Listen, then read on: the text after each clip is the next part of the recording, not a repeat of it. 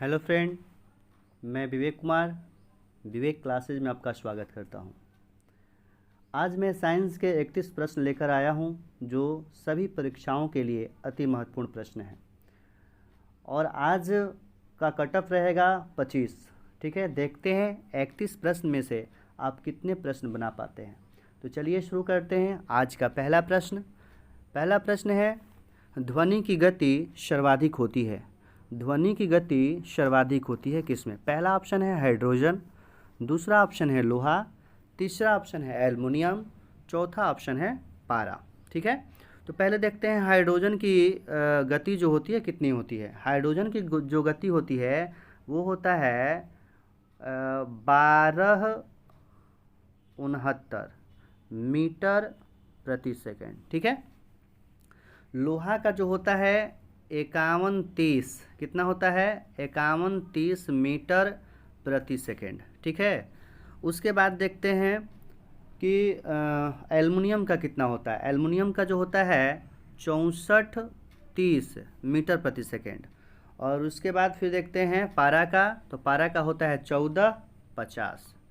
तो कह रहा है कि ध्वनि की गति सर्वाधिक होती है किस में? तो ध्वनि की जो गति होती है सर्वाधिक, अब चारों ऑप्शन में मिला लीजिए तो आ रहा है सबसे अधिक है 6430, यानी कि एल्युमिनियम का सबसे अधिक है। तो ध्वनि की गति सर्वाधिक होती है किस में? एल्युमिनियम में। किस में होती है? एल्युमिनियम में होती है। चलिए अगला प्रश्न देखते हैं। दूसरा प्रश्न कह रहा है कि फ़ारेनहाइट तथा सेल्सियस माप में किस तापमान पर समान होता है? तो कह रहा है कि फ़ारेनहाइट और सेल्सियस किस तापमान पर ये समान होता है। ऑप्शन नंबर पहला कह रहा है 100 डिग्री सेल्सियस पर, दूसरा कह रहा है 0 डिग्री सेल्सियस पर, तीसरा कह रहा है 40 डिग्री सेल्सियस पर और चौथा कह रहा है -40 डिग्री सेल्सियस पर। तो देखिएगा फ़ारेनहाइट जो सेल्सियस जो होता है -40 डिग्री सेंटीग्रेड पर ये क्या होता है? समान होता है। अगला प्रश्न देखते हैं। तीसरा प्रश्न कह रहा है कि अंडे में कौन सा विटामिन लगभग नहीं पाया जाता है।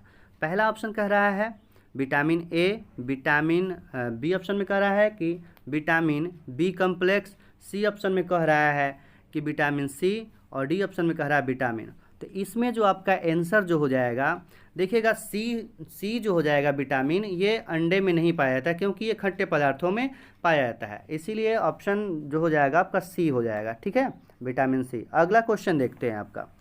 अगला क्वेश्चन है कि घरों में जो विद्युत लगाया जाता है, विद्युत संयंत्र जोड़ा जाता है, तार जोड़ा जाता है, किस क्रम में जोड़ा जाता है? पहला श्रेणी क्रम में, दूसरा समानांतर क्रम में, तीसरा मिश्रित क्रम में और चौथा इनमें से कोई नहीं।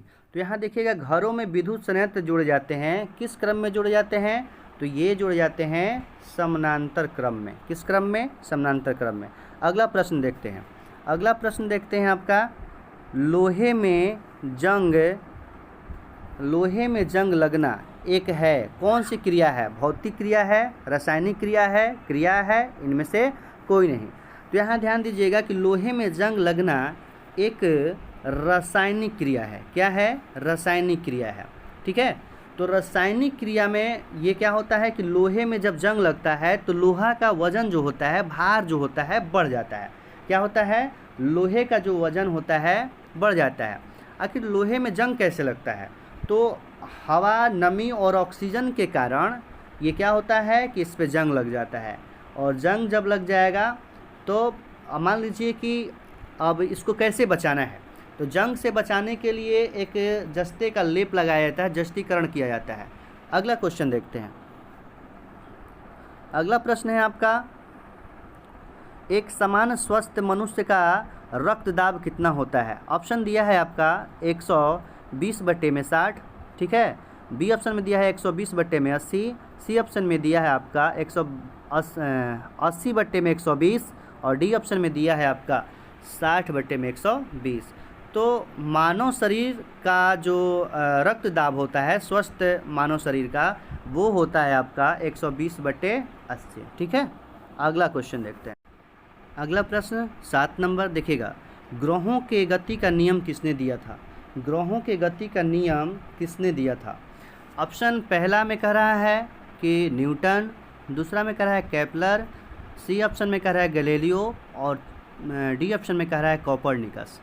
तो ग्रहों का जो गति का नियम किसने दिया था? तो केपलर ने दिया था। किसने दिया था? केपलर ने दिया था। अगला क्वेश्चन देखते हैं।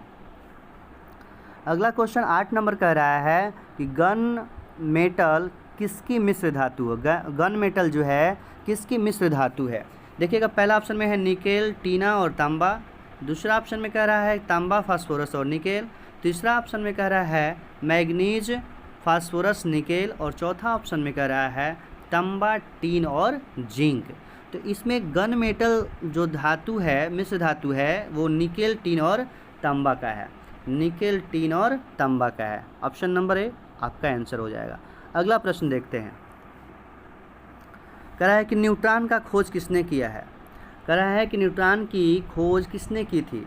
तो कह रहा है कि ऑप्शन है पहला चैडविक, दूसरा ऑप्शन है रदरफोर्ड, तीसरा ऑप्शन है आपका बोहर और चौथा ऑप्शन है न्यूटन। क्या है? न्यूटन। तो इसमें देखते हैं न्यूट्रॉन का जो खोज किया था वो किया था आपका चैडविक। किसने किया था? चैडविक ने किया था। कब किया था? 1932 में किया था। कब किया था? 1932 में। अगर कहेगा कि इलेक्ट्रॉन का खोज किसने किया है तो जे थॉमसन। किसने किया है? J Thomson. प्रोटॉन का खोज किसने किया है? तो गोल्डस्टीन। और पॉजिट्रॉन का खोज किसने किया है? तो एडरसन। ठीक है, आप लोग लिख लेंगे। अगला क्वेश्चन देखते हैं। क्वेश्चन नंबर 10 कह रहा है कि ध्वनि स्वर की पिच निर्भर करता है। यानी कि आप बोलते हैं या ध्वनि जो पिच है किस पर निर्भर करता है? तो यहाँ ध्यान देंगे तो ये जो है पहला ऑप्शन में आयाम, दूसरा ऑप्शन में आवृत्ति, तीसरा ऑप्शन में तरंग दैर्घ्य और चौथा ऑप्शन में चाल दिया है। तो ध्वनि स्वर जो है वो पिच निर्भर करता है किस पर? आवृत्ति पर करता है। किस पर करता है? आवृत्ति पर करता है। ठीक है। अगला क्वेश्चन 11 नंबर कह रहा है।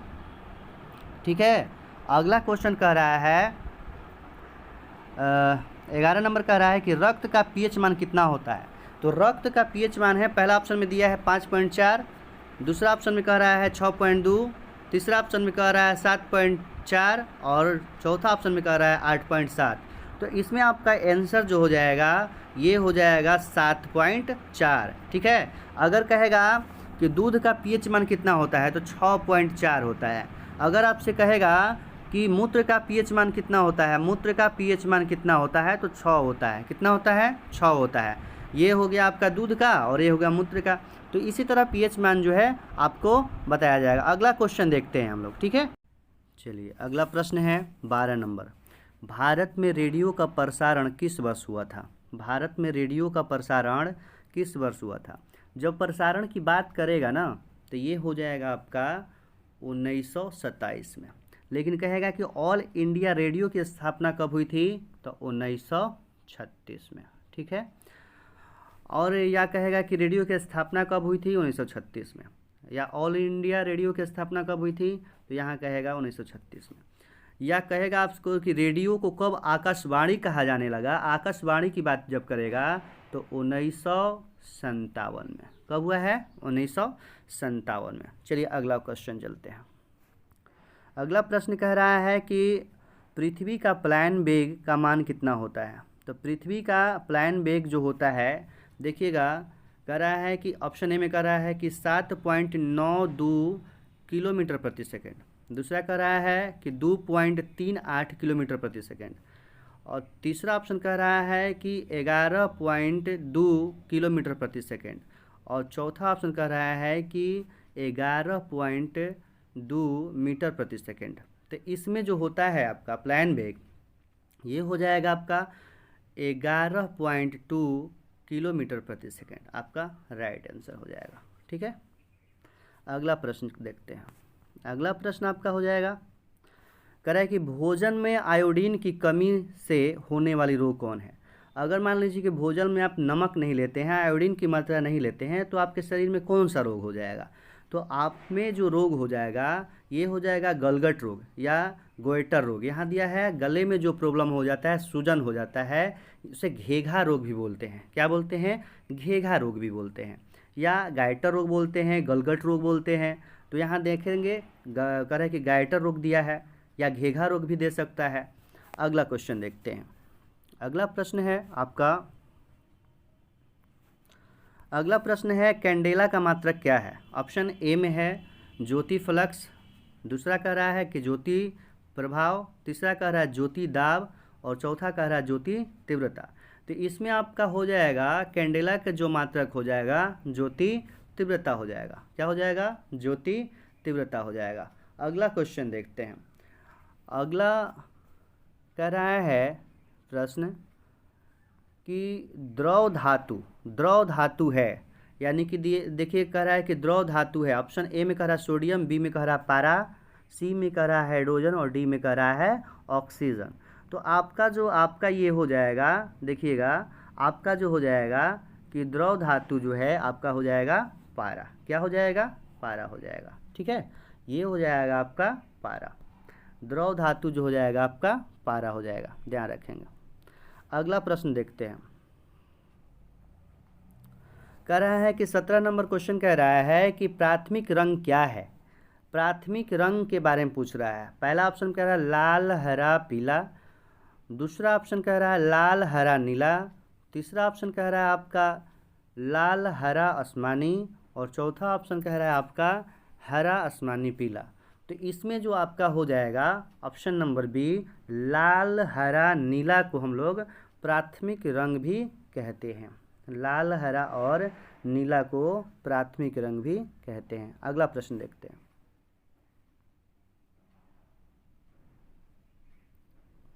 अगला प्रश्न है 18 नंबर, क्लोरोफिल की संरचना में कौन सा तत्व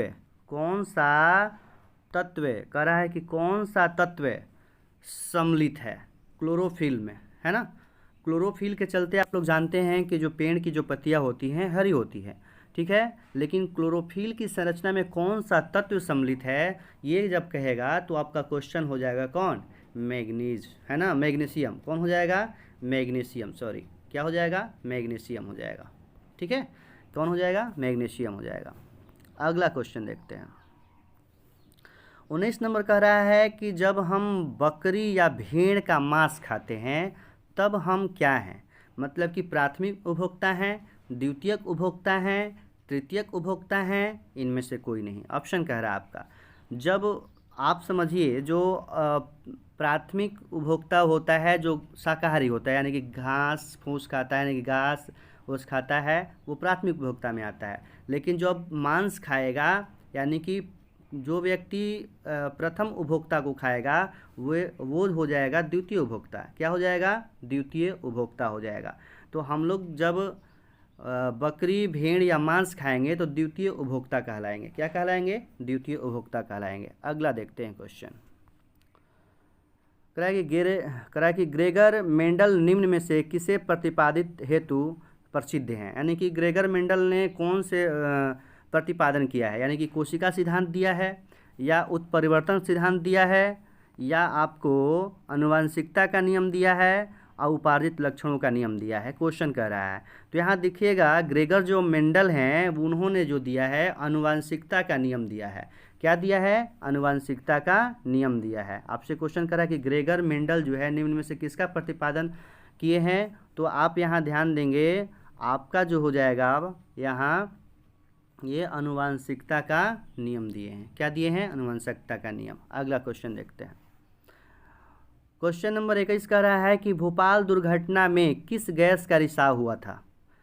भोपाल दुर्घटना हुआ था, है ना, किस गैस का रिसाव हुआ था? तो यहाँ ध्यान देने वाली बात है, इसमें हुआ था मिथाइल आइसोसाइनेट। लेकिन इसमें देखिएगा ऑप्शन कह रहा है कार्बन मोनोऑक्साइड पहला, इथाइल आइसोसाइनाइड और मिथाइल आइसोसाइनाइड, SO2 और NO2। तो इसमें जो भोपाल दुर्घटना में जो हुआ था रिसाव, उसमें क्या हुआ था? तो ये हुआ था मिथाइल आइसोसाइनेट। ठीक है, अगला क्वेश्चन देखते हैं।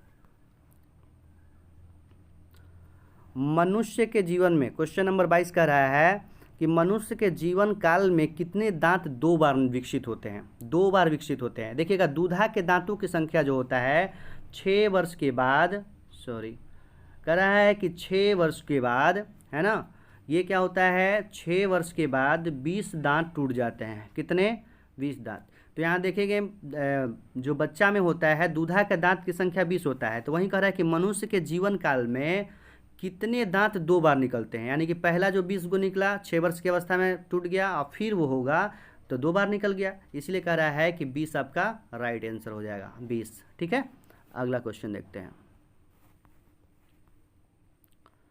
2 ग्रह जिसके उपग्रह नहीं है, 2 ऐसा कौन सा ग्रह है जिसका उपग्रह नहीं है। देखिएगा 2 ग्रह है, तो ग्रह है बुध और शुक्र जिसका कोई उपग्रह नहीं है। ठीक है, बुध जो है सूर्य से नज़दीक ग्रह है, उसके बाद शुक्र है, उसके बाद जो है आपका पृथ्वी आता है। तो आप यहाँ ध्यान रखेंगे कि ये दोनों ग्रह जो हैं, अब इससे कहेगा कि सूर्य से नज़दीक कौन है तो बुध, लेकिन कहेगा क्वेश्चन कि आपका सबसे गर्म ग्रह कौन सा है तो शुक्र हो जाएगा। क्या हो जाएगा? शुक्र हो जाएगा। जब हम पढ़ाएंगे तो बता देंगे, अभी आप सेट मार रहे हैं इसीलिए आगे चलते हैं। ठीक है, अगला प्रश्न है कि सोडियम का परमाणु संख्या कितना होता है। क्वेश्चन कह रहा है कि सोडियम का परमाणु संख्या कितना होता है, तो सोडियम का परमाणु संख्या कितना होता है तो 11 होता है। कितना होता है? 11 होता है, आप लोग जानते हैं। अगला क्वेश्चन देखते हैं 25 नंबर। किस विटामिन का नाम रेटिनॉल है?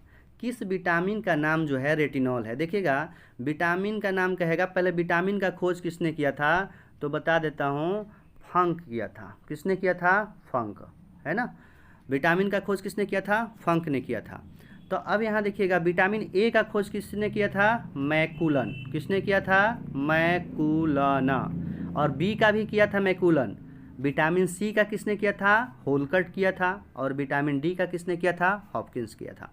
तो कह रहा है किस विटामिन का नाम रेटिनॉल है, तो यहाँ आपका आंसर हो जाएगा, ऑप्शन में दिया है सी, बी ऑप्शन में दिया है ए, सी ऑप्शन में दिया है डी और डी ऑप्शन में दिया है बी। तो आपका आंसर हो जाएगा ए। विटामिन ए को रेटिनॉल भी कहा जाता है। ठीक है, रेटिनॉल। विटामिन ए की कमी से होने वाले रोग कौन से हैं, तो आप देखिएगा रतौंधी रोग हो जाता है। कौन होता है? रतौंधी रोग हो जाता है। और विटामिन का खोज कब किया गया था? फंक के द्वारा, तो 1911 में किया गया था। कब किया गया था? 1911 में। चलिए अगला क्वेश्चन देखते हैं। हवाई जहाज़ के ब्लैक बॉक्स का रंग कैसा होता है? हवाई जहाज़ के ब्लैक बॉक्स का रंग जो होता है कैसा होता है? ऑप्शन है पहला ए में कह रहा है काला, बी ऑप्शन में कह रहा है लाल, सी ऑप्शन में कह रहा है बैगनी और डी ऑप्शन में कह रहा है नारंगी। तो हवाई जहाज़ का जो ब्लैक बॉक्स का रंग जो होता है वो नारंगी होता है। कैसा होता है? नारंगी होता है। अगला क्वेश्चन देखते हैं। अगला क्वेश्चन है आपका, एंजाइम मुख्य रूप से किसे कहते हैं? एंजाइम मुख्य रूप से किसे कहते हैं? तो यहाँ देखिएगा एंजाइम जो है मुख्य रूप से, पहला ऑप्शन कह रहा है वसा, बी ऑप्शन कह रहा है प्रोटीन, सी ऑप्शन कह रहा है अम्ल और डी ऑप्शन कह रहा है कार्बोहाइड्रेट। तो एंजाइम मुख्य रूप से क्या है? एक प्रोटीन है। क्या है? प्रोटीन है। ठीक है, क्या है? प्रोटीन है। इसमें अगर कहेगा कि प्रोटीन बना होता है तो 20 अमीनो अम्ल मिलकर यह प्रोटीन का निर्माण होता है। और मानव शरीर का 15% जो भाग होता है वो प्रोटीन से ही निर्मित होता है। किससे होता है? प्रोटीन से ही निर्मित होता है। और प्रोटीन शब्द का प्रयोग किसने किया था? तो बर्जेलियम जो था, बर्जेलियम वैज्ञानिक था, उन्होंने प्रोटीन शब्द का प्रयोग किया था। अगला क्वेश्चन देखते हैं 28 नंबर। 28 नंबर कह रहा है कि साइनोकोबालमीन किसका नाम है? कह रहा है कि किस विटामिन का नाम है। तो यहाँ ध्यान दीजिएगा, विटामिन सी का, vitamin B2, vitamin B6, vitamin B12। तो इसमें आपका आंसर जो हो जाएगा आपका, ये हो जाएगा आपका आंसर B12। क्या हो जाएगा? B12। अगला क्वेश्चन देखते हैं। अगला क्वेश्चन 29 नंबर। मानव शरीर में सबसे छोटी ग्रंथि कौन सी है? मानव शरीर में जो सबसे छोटी ग्रंथि है, पहला ऑप्शन कह रहा है एड्रिनल, दूसरा कह रहा है थायराइड, तीसरा कह रहा है कि अग्नाशय और चौथा कह रहा है पिट्यूटरी। क्या कह रहा है? पिट्यूटरी। तो मानव शरीर का सबसे छोटी ग्रंथि जो है पिट्यूटरी ग्लैंड है। ठीक है, इसका वजन जो होता है 0.6 ग्राम होता है। कितना होता है? 0.6 ग्राम होता है। और ये उपस्थित कहाँ होता है? अग्र मस्तिष्क में होता है। कहाँ होता है? अग्र, है ना, अग्र मस्तिष्क में। ये कहाँ रहता है पिट्यूटरी ग्लैंड? तो अग्र मस्तिष्क में रहता है। अगला क्वेश्चन देखते हैं। हीरा अपर रूप है। हीरा किसका अपर रूप है? पहला ऑप्शन कह रहा है सोने का, दूसरा ऑप्शन कह रहा है चांदी का, सी ऑप्शन कह रहा है कार्बन का और डी ऑप्शन कह रहा है मिट्टी का। तो हीरा जो है ना वो कार्बन का अपरूप है। किसका रूप है? कार्बन का अपरूप है। और विद्युत का ये कुचालक होता है। हीरा क्या होता है? विद्युत का कुचालक होता है। अगला देखिएगा, अगला क्वेश्चन कह रहा है इंसुलिन का स्राव किससे होता है, यानी कि इंसुलिन का जो स्राव होता है किसके द्वारा होता है। ठीक है, तो ये जो होता है इंसुलिन का स्राव ये आपका होता है, पहला ऑप्शन कह रहा है यकृत से, दूसरा ऑप्शन कह रहा है कि गाल ब्लैडर से और पिट्यूटरी ग्लैंड से और पेंक्रियाज से। तो इंसुलिन का जो स्राव होता है आपका ये होता है पेंक्रियाज के द्वारा। किसके द्वारा होता है? पेंक्रियाज के द्वारा।